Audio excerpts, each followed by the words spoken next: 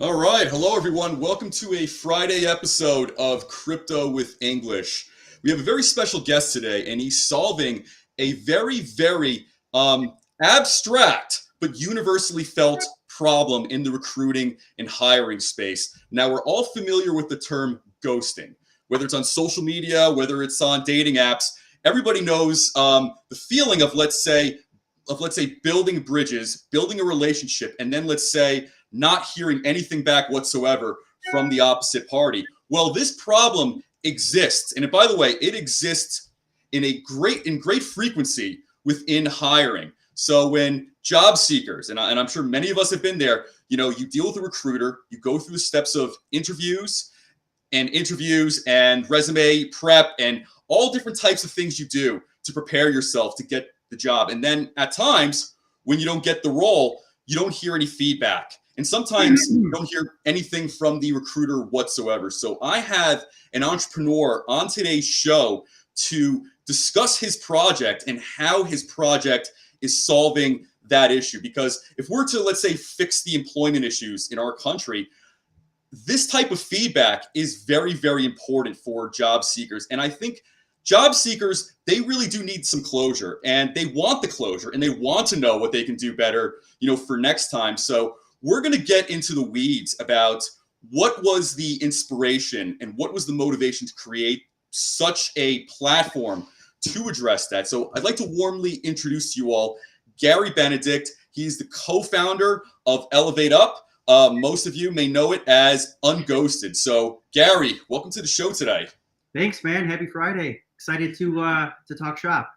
Yeah, likewise. So could you explain, in perhaps greater detail than I provided, of course, what ghosting is? And could you explain how you came up with this idea and what really inspired you to come up with it? Because this is something that I think we've all been there, but you don't see it really talked about so much, so to say. But it's there. It's kind of like an elephant in the room if you think about it. Yeah, I mean, so loaded question there. I'm going to get to all those. Right, yeah. So, so my background has been in staffing and recruiting my whole life. I've been doing this for about 20 years. I was a headhunter, 100% commission role, and then I moved into corporate talent acquisition where I led a large group where we were touching well over 1 million candidates a year to fill 10,000 jobs. So just think about the volume and all the unfortunate profiles that fell through the cracks. Right. And then you've heard about all these applicant tracking systems and these bots and this automation to try to streamline the candidate experience. Now, what really put the cherry on top for me, Adam, around this problem was I was running a SaaS marketplace where we had about 520 employers talking to 3,500 staffing firms to fill jobs.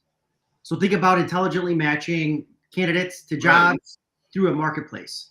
And we rolled out an objective rating system. So we rated all of the users on the company side, and that persona was a corporate recruiter.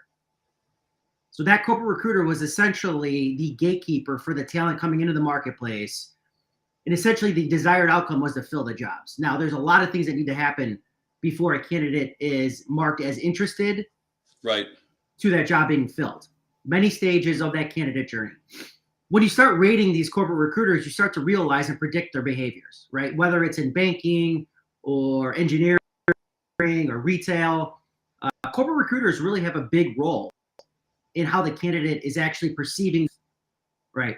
So this rating, I'm not going to get into too much detail, but it created a lot of uneasy in my stomach, right? So as I mentioned, I was a corporate recruiter. I ghosted candidates. I did it for a plethora of reasons. I was a candidate in interview processes, and I've been ghosted, whether it was actually at the final stage where I did a 4-hour presentation and then never heard back. So I felt that pain that turns potentially into distrusting myself. Am I a good enough candidate? Am I getting it's chaotic. So obviously there was a couple pivots involved, but my main goal was to actually create the next generation of corporate recruiters, right? And it's not rocket science. There's no Harvard for corporate recruiting. It's hard skills and soft skills. So we did a bunch of surveys. We talked to a bunch of TA leaders and said, if you can make a corporate recruiter, what would it look like? So we curated all that information. We created an incubator, and we were actually certifying baristas, retail folks, customer Sure. service folks into corporate recruiters. And it was working well, Adam. Unfortunately, we all know what happened early 2020 when the pandemic landed on this planet. Yeah. All corporate recruiters were getting, unfortunately, laid off, and there was not a demand for corporate recruiters. So I did a quick little pivot, and until the world normalized, I wanted to create viral chaos around candidates getting ghosted. And I really wanted to create a mission to empower job seekers.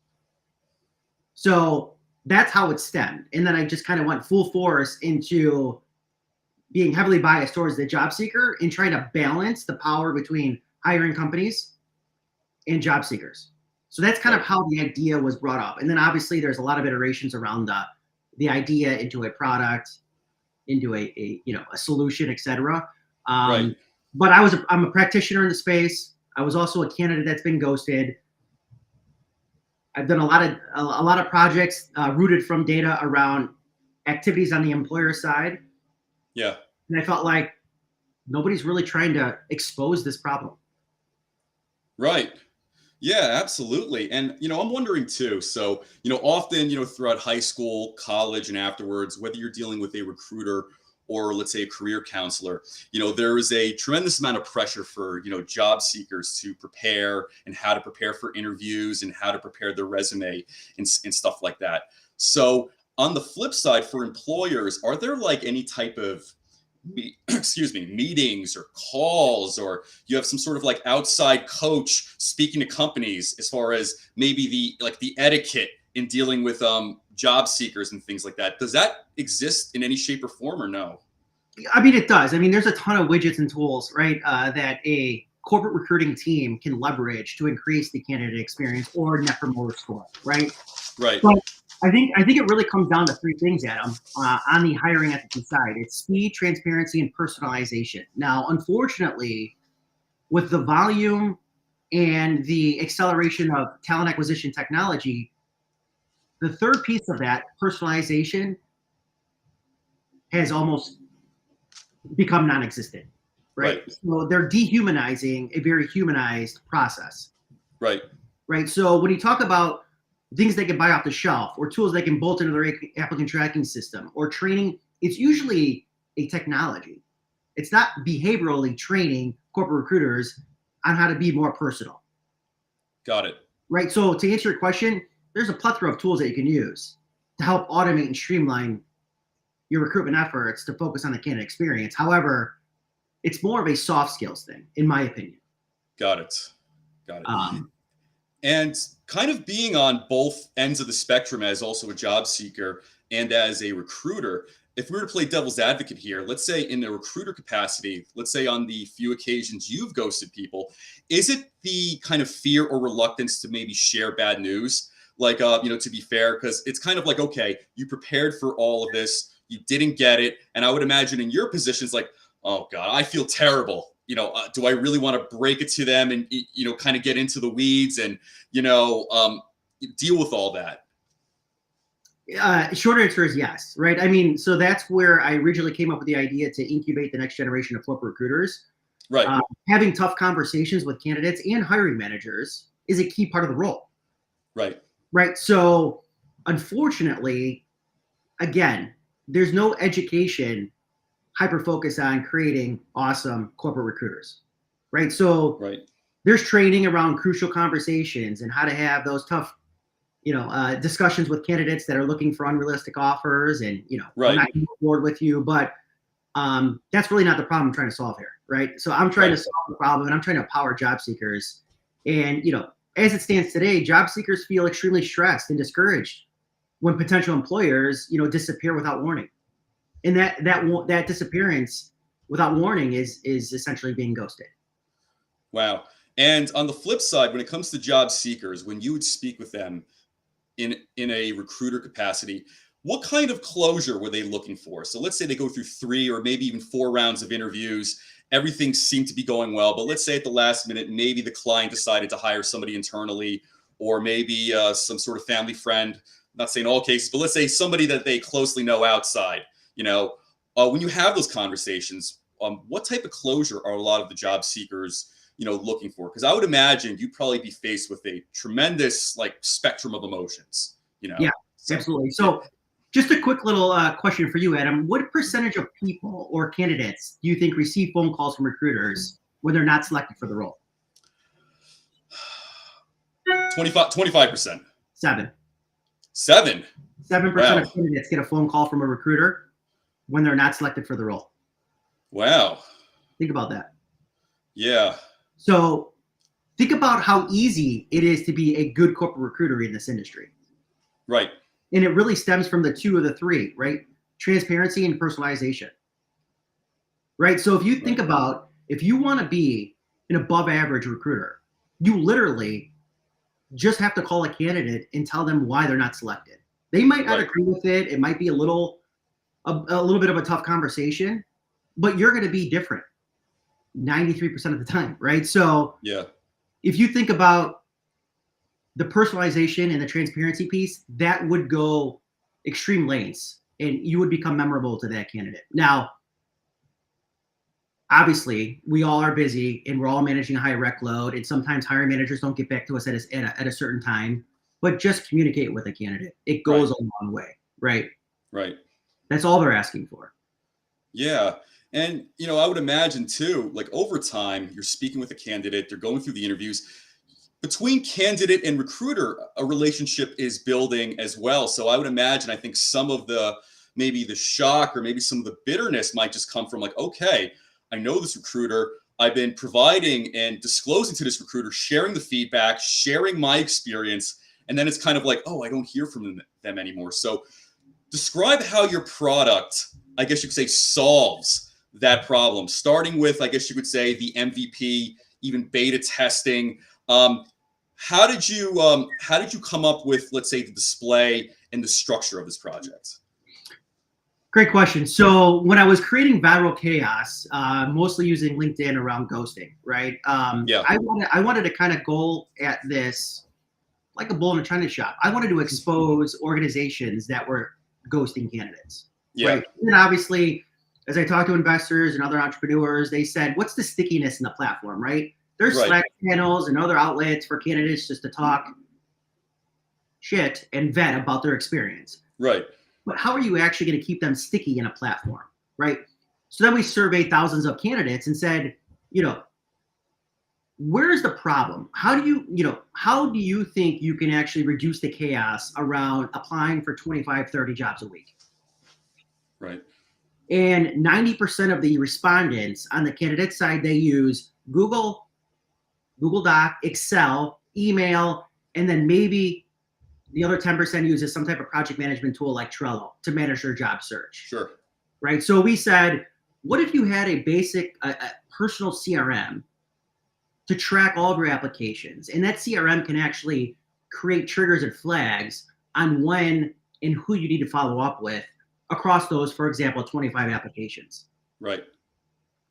That went a long way, right? Instead of trying to sift through your email for a job you applied to 4 weeks ago, you all of a sudden got an email saying, we'd like to interview you. You're like, who the hell did I apply to? What resume did I use? What's the job, right?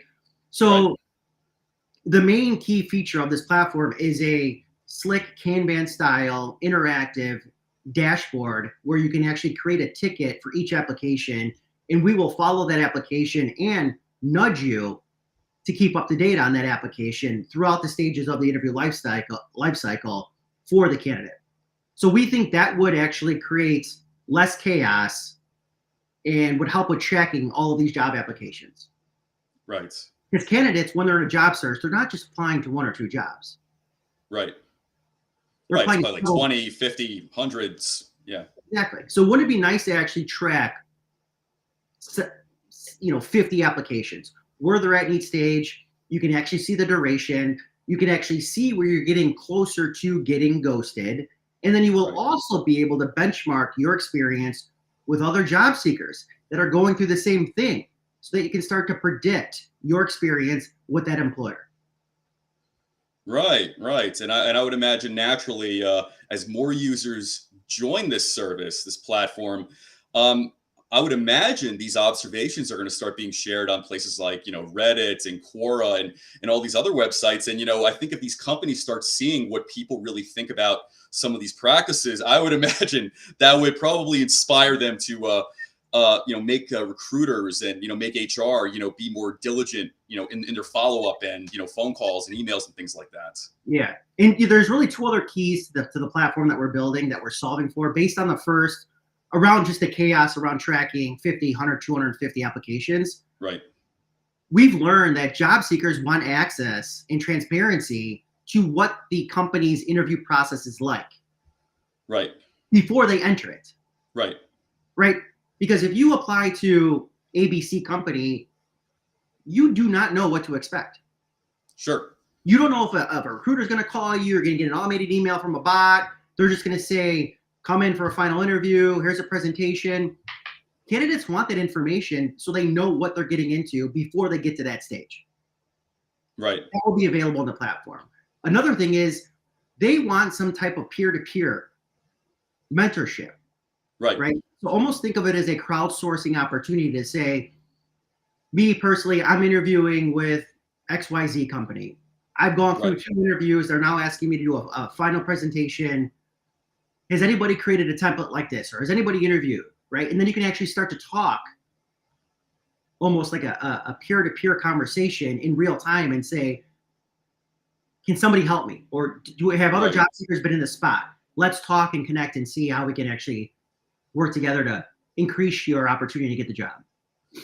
Right. Because, what can be created from this is really going to be solid, reliable metrics from the way this is, laid out. So, like as you were mentioning, and as job seekers go through this process, you'll be able to pinpoint who are the worthier employers to apply to and who are kind of the more, I guess you could say, aloof employers. And, people do talk, and, reputation is one of those things that, for better or for worse, it can spread like wildfire. So I'm wondering from the employer perspective, have you ever, encountered, any type of company who said, listen, Gary, I think this is a great idea, but, this is going to be arming job seekers to kind of throw stones at us, whether it's on, like a Reddit or a Quora and things like that. Like, this might be a situation where, like, oh, all these people are just going to start like spreading slander or libel about us, so to say. Yeah, I mean, there's a lot of value on the employer side to it. I just don't want to sound like I'm right. a candidate and Sure. Good luck in your search. But there's a ton of information out there that says, if in fact you provide a candidate a bad experience, there's an 80% chance they will not apply to your company again, ever. Right. Right. So think about, if we can actually prevent you from creating a bad experience, you're going to have more candidates apply to your jobs in the future. Right. Right. 2 is, there's an oversaturation of candidates right now, right? The great resignation and all this stuff, but candidates are applying to jobs, right? Candidates that are not qualified for the job might be more hesitant to apply to your job if they have visibility into the data before they apply. Right. I feel like there's a little bit of a spray and pray right now based on some of the things I said earlier around, I don't know what to expect, so I'm just going to apply. Right.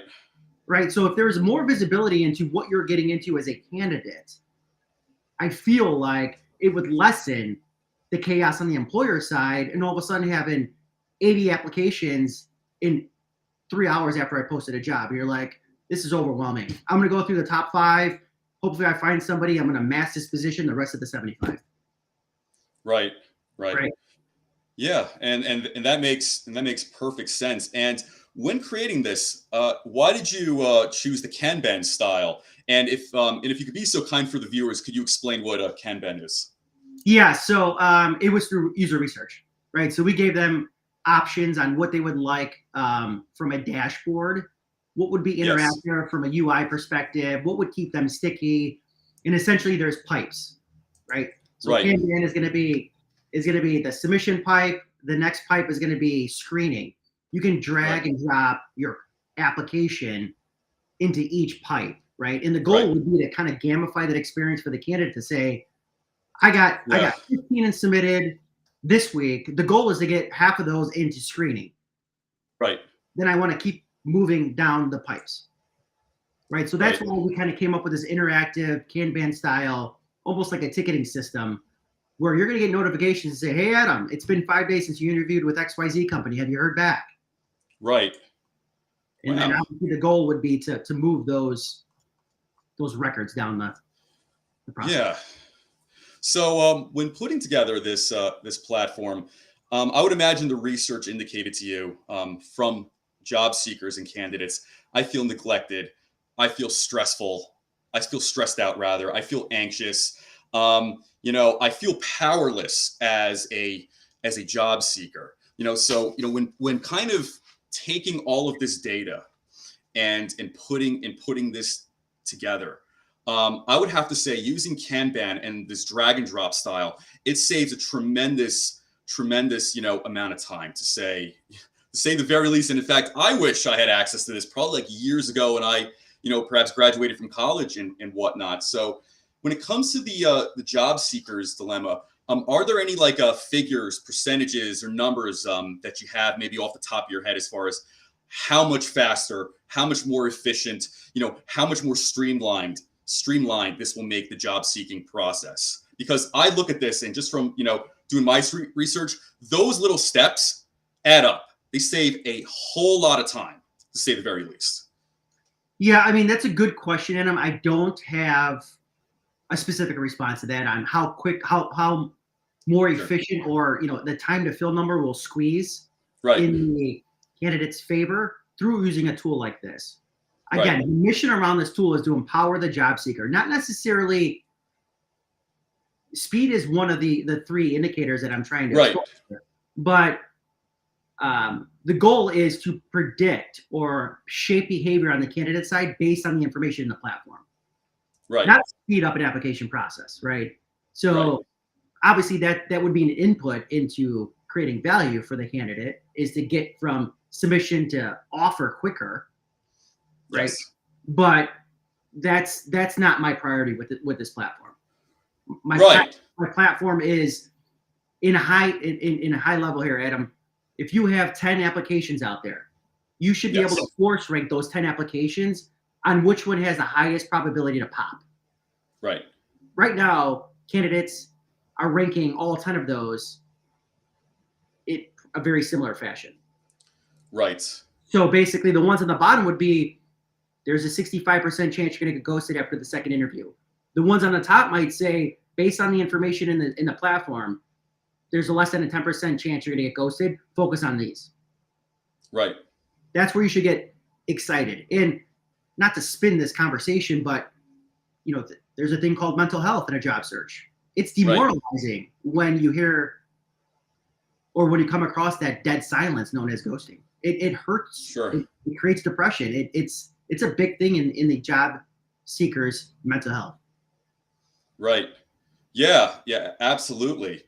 And when putting this platform together, what was some of the underlying technology you utilized to create this? Because I would imagine you're effectively creating like almost like a CRM for the job seeker to really kind of manage, track, and analyze what's going on each step of the way. So obviously within the scope of what you're comfortable with, if you can talk a little bit about the technology that this product is built on top of. Yeah, this is going to be web-based to start. Okay. Version 1. I mean, it's ready for market, right? So we're going to be making a splash probably the next 30 days. Nice. We have a good cohort of beta customers and job seekers that are ready to sign up and start using the platform. So we're just finishing up a couple more of the aesthetics on in the platform, but it is web-based. You could use it on your mobile, but it is going to be much more functional on the computer to start. Right. But this is version 1, right? And my goal here is get something out there, get feedback from the user base, and adjust and grow from there. So Right. it'll be web-based, just like you go to unghosted.co, you'll be able to sign up for the first time or sign in. The dashboard will be your main page. You'll see some data up there around what's going on in the market, whether it's by industry, by company, by geo, around higher probability of getting feedback and moving through those stages of the candidate lifecycle. then you're also going to be able to review reviews. So a part of this platform is when I go from screening to interview, the machine is going to say, hey, Adam, please rate your experience in screening before you actually move your card to the next pipe, which would be interview. We're actually curating all that information, and that's going to be public for job seekers to review. Other job seekers basically rating and reviews of their experiences. Got it. And kind of on the flip side, when it comes to employers, what tangible benefit does this provide? Because I would imagine one off the top of my head, if you're an employer, this project can actually help bolster and improve your reputation. So if you're known to be the employer that gets back to all the candidates, that has recruiting staff that provides meaningful feedback and pointers and tips and kind of outline the pros and cons, I would imagine word gets around fast because I would expect the community is going to end up being built around this. So people that are using UnGhosted, you're going to see this come up in Discord channels, Telegram, WhatsApp, and then as people do, they're going to just share their experience. So by the way, don't interview at X, Y, and Z company, for instance. I went through 3 interviews. They didn't get back to me. And, and then you'll say, well, but at ABC company, this group of individuals were great. They were very clear and transparent with me. I didn't get the job, but the recruiter spent the time to explain the process and what I could do better for next time. Yes. So glass half full, we want more of the latter, right? So that's, we definitely want more of the latter. We want to promote that behavior, right? But some things that I wanted to mention around the candidate experience is 50% of candidates accept an offer when presented if they had a bad experience. Think about that, Adam. You're the hiring company. I'm the candidate. You provided a less than average candidate experience with me.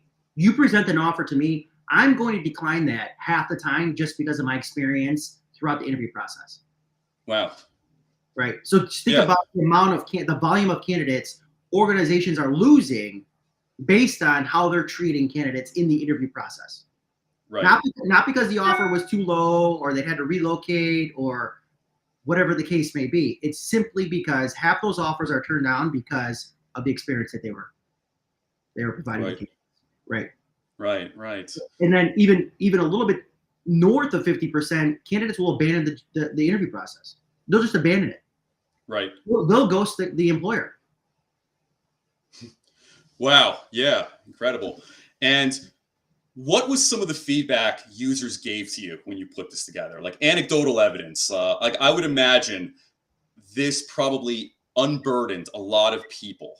When they started using this, they were able to kind of see a bird's eye view of the entire process and really make a meaningful, decision in their next steps. So, like, what was some of the feedback? What were some of the comments you were getting when users started playing around with this? Whether it was like during beta testing or otherwise. Yeah, I mean, so our UI UX team did an awesome job with user research, like all the way from low, mid to high prototypes. I mean, they were in the market. And interesting enough, some of the designers and the folks that on the team that were doing the research were also in a job search. So they were feeling the pain personally while they were helping me with this project. So it was pretty significant, Adam. But the feedback that we got, that we basically flipped and created features in the platform, was the chaos. Yeah. Right. So I apply on Indeed, I apply on LinkedIn, I apply on Career Builder. How do you manage those? Yeah, that's a lot. Right. So that was basically, if not the most overwhelming feedback that we got, to say, we need a platform that we can manage our applications regardless of the source that we apply to. Right. So basically getting off of the Excel and elbow grease concept for job seekers. Right. 2 was, we'd like access or some type of transparency into what we're entering after we apply. Right. That's true. Right. So this platform will hopefully solve that problem as well. We will actually create transparency into, you applied XYZ, expect to hear something in 8 days. If you don't, we're going to nudge you and you're going to follow up with them. Right. Right. Got it. So, in the third yes, piece, in the third piece was just kind of like the peer to peer. Like right, they want community, safe community. Job seekers can create an alias. It's not going to be Adam English right, is talking about this company. You would create right, an alias. You can connect with other job seekers. You can create pods or talent pools within the right. platform so that you could actually start creating much That's more wonderful. rich conversation. That's great. So, one of the themes I like to go into during these episodes is the entrepreneur's journey. So, I would imagine in your experience, whether it's friends, families, other colleagues, did any of them ever go up to you and be like, Gary, like, are you sure you really want to create something like this? Do you realize this might, rub a lot of these companies the wrong way? Do you think maybe you're giving job seekers a little, too much ammo here, so to say? Like, I would imagine you've probably met detractors, and obviously you don't have to mention names, but whether family, friends, colleagues, total strangers who were probably like, Gary, do you really want to do this? Hell yeah, dude. Yeah. Hell yeah. I mean, you can't make everybody happy in this world, right? Right. Let's be honest, right? So, absolutely. But this is a lifestyle and a passion for me, man. I mean, especially with the pandemic, this ghosting issue has accelerated Oh, quite significantly, right? And when I see friends and even family members that are going through this and they get just crushed emotionally when they are so excited about an opportunity, they talk about it with their friends and family. They're expecting an offer. Crickets. Yeah. Right. So that's what I'm focusing on. Not the folks that don't think that I can make an impact. And I want to be clear here. The word impact, Adam, is so subjective. I'm not trying to make an impact across the entire world, right? I want to start small. I just want to start to chip away and balance the power between employers and job seekers and empower the job seekers. I'm starting with a small beta set and then hopefully it grows, right? But I don't need to change the world. I'm not looking for that type of impact. If I could actually make an impact with the people that know me throughout my career, that actually, whether they're a hiring manager or a candidate, and they feel more empowered and the stabilization starts to happen, I'm happy. Right. And from personal experience, have you ever been ghosted when there was a pending offer on the line? So, I've been ghosted at different stages before too, like many job seekers.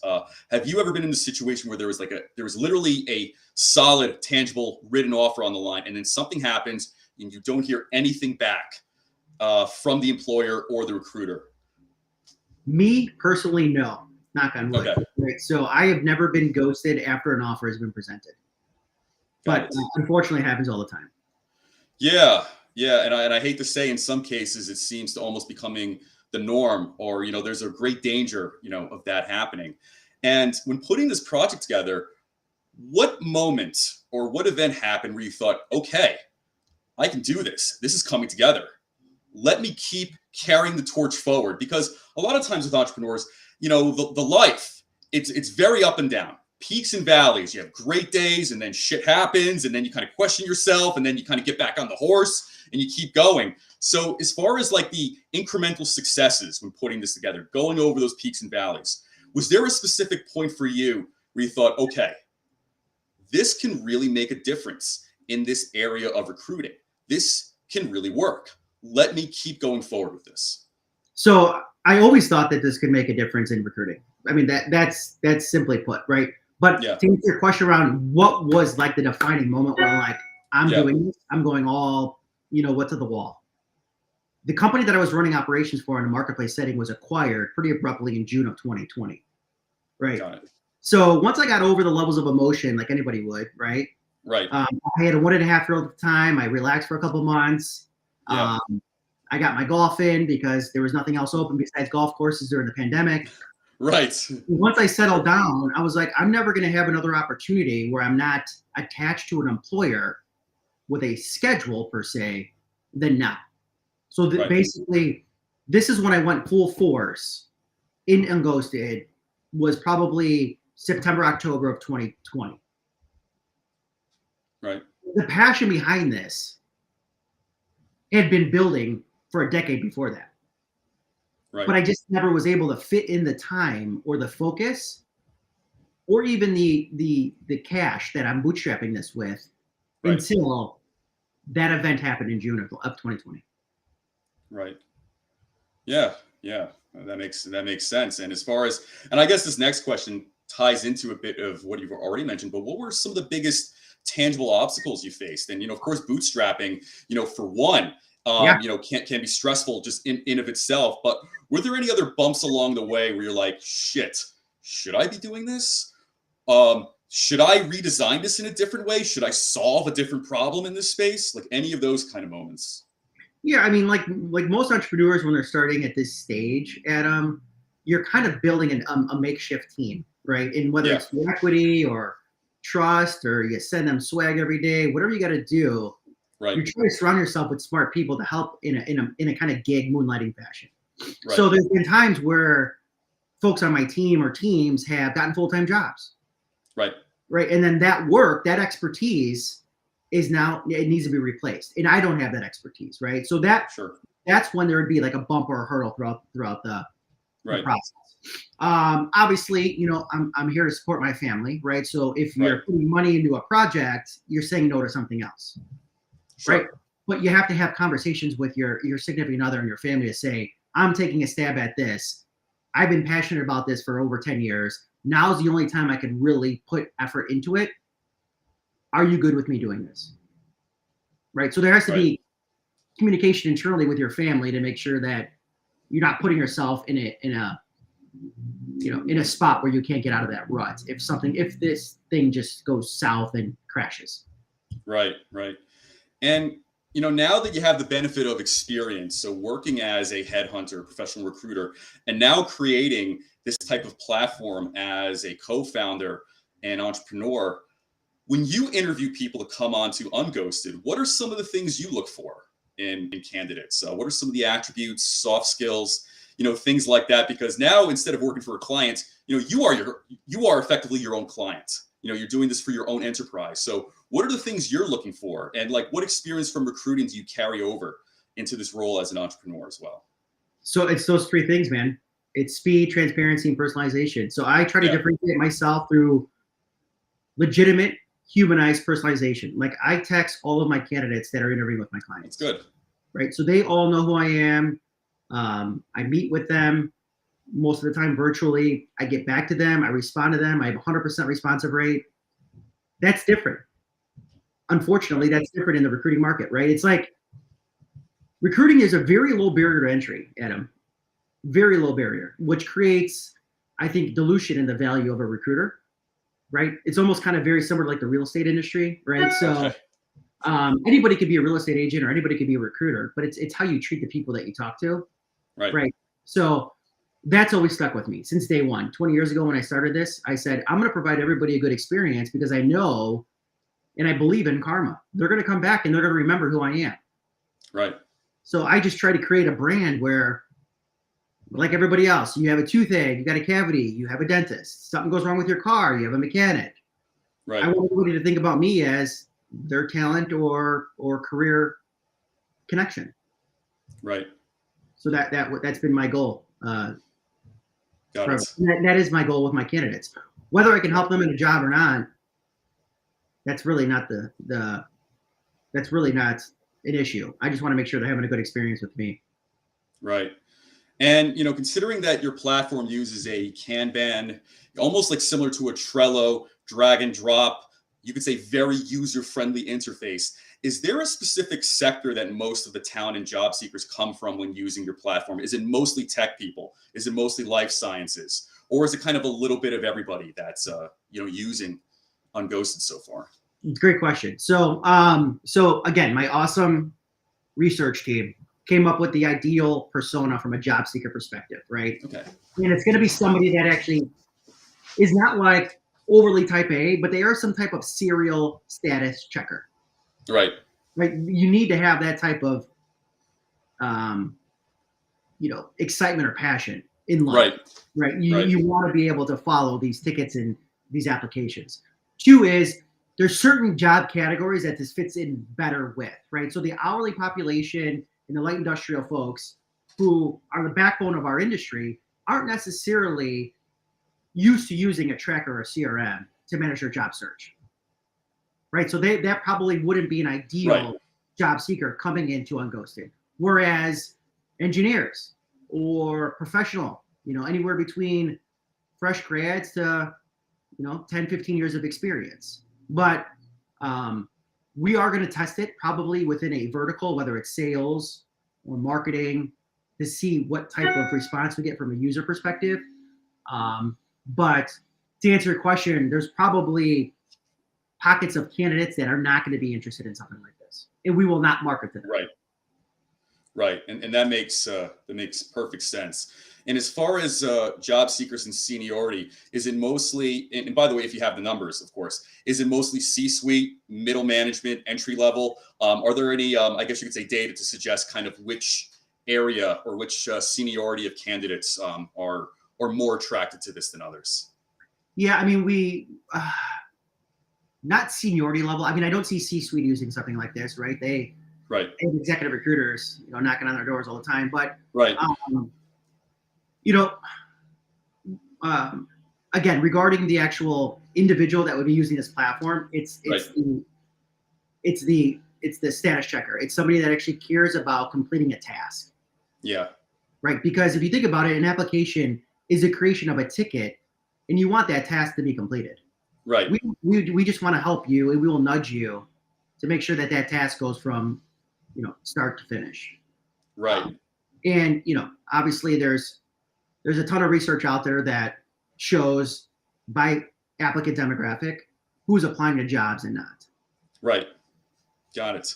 And for this product, is there any transferability to, let's say, the world of like internships and externships? So, for instance, whether it's in college or whether it's in, med school or law school, there are certain, I guess you could say, internships that are very much coveted in each of those spaces. And these are the types of internships that many, many people will apply to and have, varying experiences. Do you find that this product will be transferable to, let's say, college students and grad students and doctoral students, doing various things, or if they're trying to apply to a clinic, they're trying to apply to an externship, something like that? Adam, it sounds like you're talking about a strategic alliance strategy.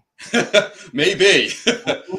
maybe we have that down as well in version 2 and version 3. But yeah, absolutely, man. I mean, our goal would be to build partnerships with organizations that are hyper focused in certain industries, like you just mentioned, right? Whether it's an organization that focuses on touching 120,000 graduates a year and getting them into the professional workforce. Right. That's something that we would want to partner with, right? Right. So, but that's a channel partnership, and we do have a focus on a channel partnership strategy as well. Wow. Yeah, listen. Yeah, and by the way, keep me posted on that. And of course, we could talk further as far as maybe brainstorming ideas offline at some point. But this is great, and in fact, it kind of almost reminds me, and I mean this as a compliment, almost like the beginnings of Facebook, as far as kind of these networks and these connections and this data just kind of coming together. Like I said, I mean this as a compliment as far as what the early stages of Facebook were kind of looking at. But I'm thinking whether this is the world of internships and externships and clinics or job seekers, this is going to effectively build a community around it, and data is going to be shared. Reputations are going to be built from this, and many things are going to come out of this. So so far, have you mentored anybody who are, let's say, aspiring entrepreneurs looking to kind of hang up their own shingle, and start something?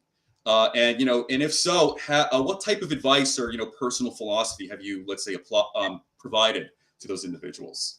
I would say the advice I would give to an entrepreneur is don't wait like I did. Don't wait. Don't wait. Like I said, this passion was a passion of mine and an idea of mine for about a decade before I was able to put time into it. But looking back, I wish that I've already had a few years under my belt learning and adjusting and pivoting and evolving the product and the idea. Right. So my advice would be, like, if you have an idea, figure out if it's going to fail fast. Sure. Right. Or get some legs and scale, but don't wait for a time when you have time, because there might never be a time when you have time, right? So Right. my advice would be like, if it's something that you're hyper passionate about and you could speak intelligently about the problem, just try fixing it. Just try building something. Right. And for the viewership out there, what are the next milestones and what are the next steps for UnGhosted for 2022? Beta launch. That's the first thing, Adam. The team that I've retained from a development perspective is going through some crazy times in this world, right? So there's a couple things that are halted regarding just aesthetics on the website and the platform. Right. The first goal is to go from 1 job seeker to 100 to 10,000 job seekers. Right. And also get a good cohort of beta customers on the company side that care about this problem. And then just get to a critical mass with data, and then it's going to get a lot of fun. Yeah, I can definitely imagine. And are there any, I guess you could say, are there any plans or any intention to, move this on to something like a blockchain, for instance, as this gets bigger, as the funding comes in, maybe looking at something like a hyperledger to put this on, or some sort of like enterprise like based, blockchain solution? Yeah, I mean, there's in the roadmap, once we get to a little bit of a critical mass with the data, I think we can get really, really slick with predicting and keeping things secure in the platform. So the answer is yes, but I think we're a little far from that. Or Right. maybe I'll be interviewing you, Adam, and you can tell me what we can do to Yeah, sure. this. Absolutely. Whatever I can do to help. It's just, seriously. And I was gonna, throw this idea out, but what about expanding this into the metaverse at some point, like having some sort of non-fungible token that derives from this platform? Like, I don't know, it could be from anything. Like, let's say if you have like certain modules, you get kind of little medals, rewards from time to time. You become a power user of UnGhosted, you can get a little NFT type of little certificate or something like that. I'm just kind of spitballing here, but I think about all the directions this can go in, and I think because you intend to gamify this experience, things like NFTs could certainly have a role in this. And by the way, I think it'd be very motivating for a lot of users, especially they're frustrated, they're they feel like they're under the gun looking for jobs, and let's say for their greater and increased interaction with this, they're getting NFTs or something like that. Yeah, I mean, you basically took the words out of my mouth. I mean, the gamification piece would kind of result in some type of badging or, virtual certification that could be relevant to what you just said. So absolutely. I mean, there needs to be employers that are rewarded for the behavior, right, as well as applicants and job seekers. So, I mean, that's like V4, V5, right? But right. But yeah, I mean, who knows what can happen with this?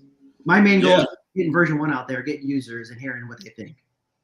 Yeah, right. Because I can imagine if, let's say, this expanded onto the metaverse, and I think this can easily you'll essentially have avatars and essentially like almost these whole figures, almost like these video game figures of candidates, essentially walking around and through portals, going from step to step in their job seeking process, and essentially this parallel world. And to add to that, the very icon of UnGhosted, I could easily see that being an NFT, with the way you have it there. So that's just some marketing inspiration off the top of my head. But, seriously consider it. Like, people would spend money, or people would like to use this platform for great lengths of time, to earn something like that.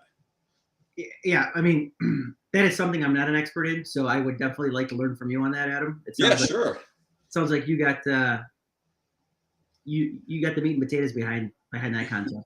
Yeah, listen, I'd be more than happy if if you want to have a call, later this month or whenever it's convenient. We can talk shop about some of this. But gamifying the job experience is going to relieve so many people from all the anxiety and frustration of of this entire the entire process, and especially from the things you mentioned, like the mass resignation or the great resignation, so to say.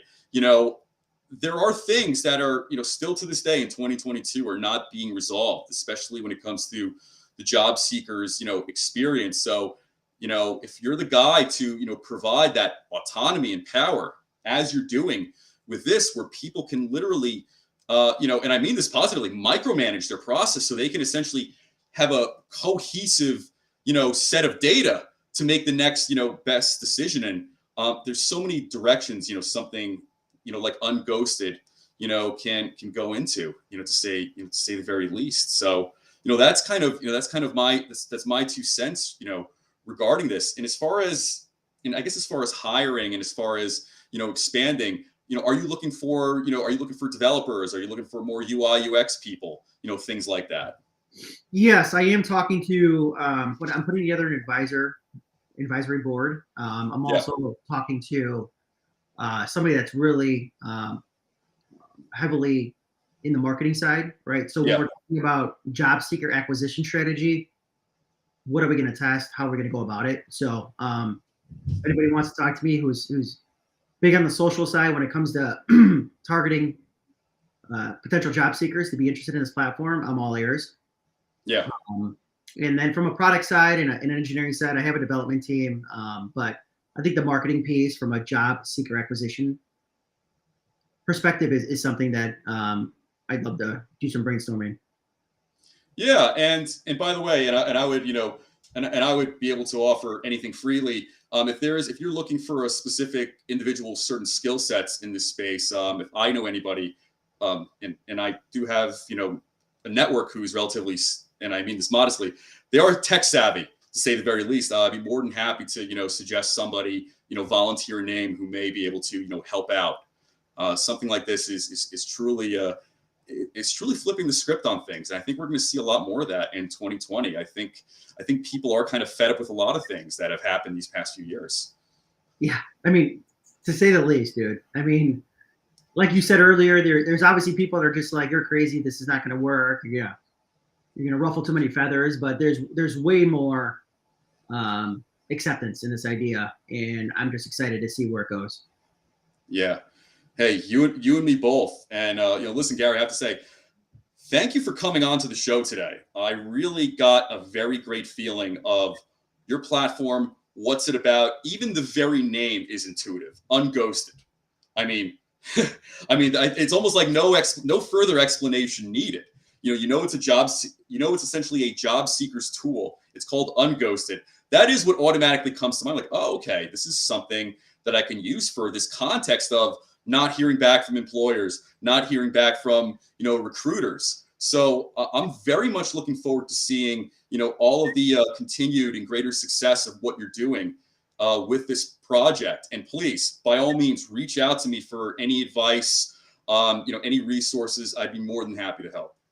Thanks for having me, Adam. I really enjoyed this conversation, and I definitely look forward to staying connected with you, man. Absolutely. You and me both. So have an awesome weekend, and we'll talk offline. Sounds good. All right. Take care. Bye-bye. Bye.